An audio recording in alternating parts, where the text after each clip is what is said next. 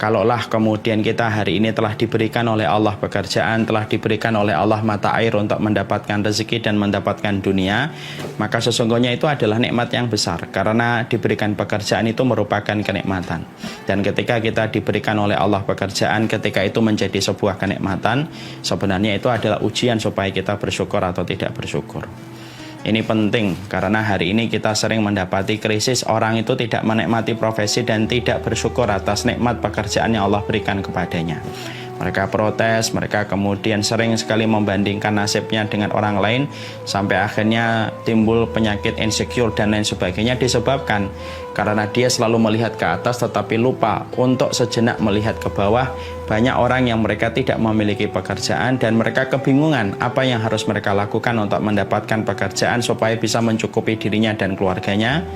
Dan ternyata itu begitu banyak, dan ketika kita jarang melihat kondisi-kondisi yang semacam ini, itulah yang menjadikan kenikmatan pada profesi dan pekerjaan yang Allah berikan kepada kita itu menjadi menguap, disebabkan kita melihat ke atas tetapi jarang sejenak untuk melihat ke bawah.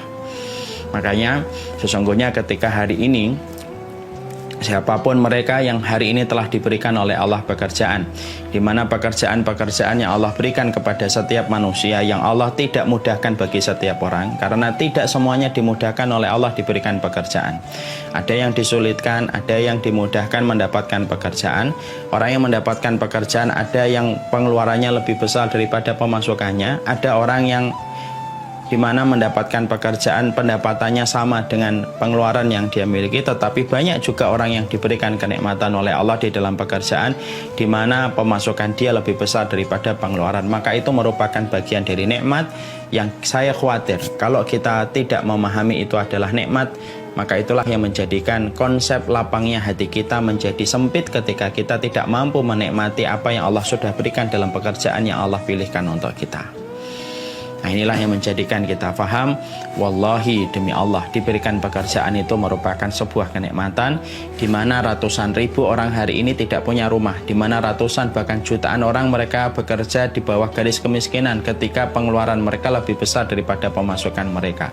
Dan kita mulai kajian kita, siapapun hari ini yang sudah diberikan pekerjaan sampai pemasukan yang dia dapatkan lebih besar daripada pengeluaran harian dan bulanan yang dia miliki, sungguh itu merupakan bagian dari nikmat, dan nikmat itu bersifat ujian kepada kita. Apakah kamu sudah bersyukur ataukah belum terhadap nikmat yang sudah diberikan ini? Kalau kita sudah sepakat bahwasanya kita hari ini sedang membandingkan diri kita dengan Pak Darwanto yang rumahnya di bawah pipa besar dan tentunya sangat tidak nyaman dan sangat tidak layak untuk dihuni, maka memang saya juga sepakat bahwasanya pekerjaan itu terbagi menjadi dua secara sederhana. Ada pekerjaan yang sesuai dengan kehendak hati kita, ada pekerjaan yang ternyata tidak sesuai dengan kehendak hati kita. Saya kadang-kadang menjumpai orang-orang yang bekerja, lalu saya tanya, memang Bapak suka dengan profesi pekerjaannya? Banyak yang mengatakan, saya suka Ustadz, sesuai dengan bidang saya ketika dulu belajar dan kuliah. Tapi tidak sedikit orang-orang yang mereka diberikan pekerjaan yang tidak sesuai dengan hobinya, tidak sesuai dengan keinginannya, bahkan juga tidak sesuai dengan belajar dan kuliahnya dulu. Tapi dia tetap bertahan di situ karena dia ingat kewajiban dia untuk mencukupi keluarga. Masya Allah.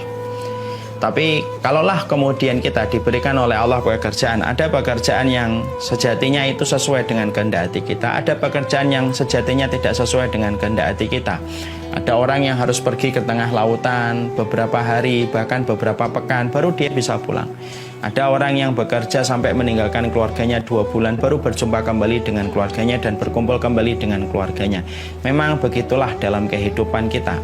Tabiat di dunia itu yang kita harus paham, tidak semua perkara yang kita inginkan kita dapatkan dari apa yang Allah tetapkan. Karena apa? Angin tidak bertiup sesuai dengan kehendak hati kita. Dan Allah itu yang mengatur.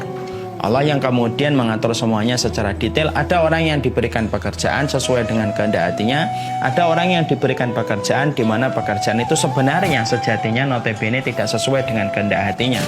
Dan itu pun merupakan bagian dari takdir Allah yang sudah Allah berikan dalam kehidupan kita.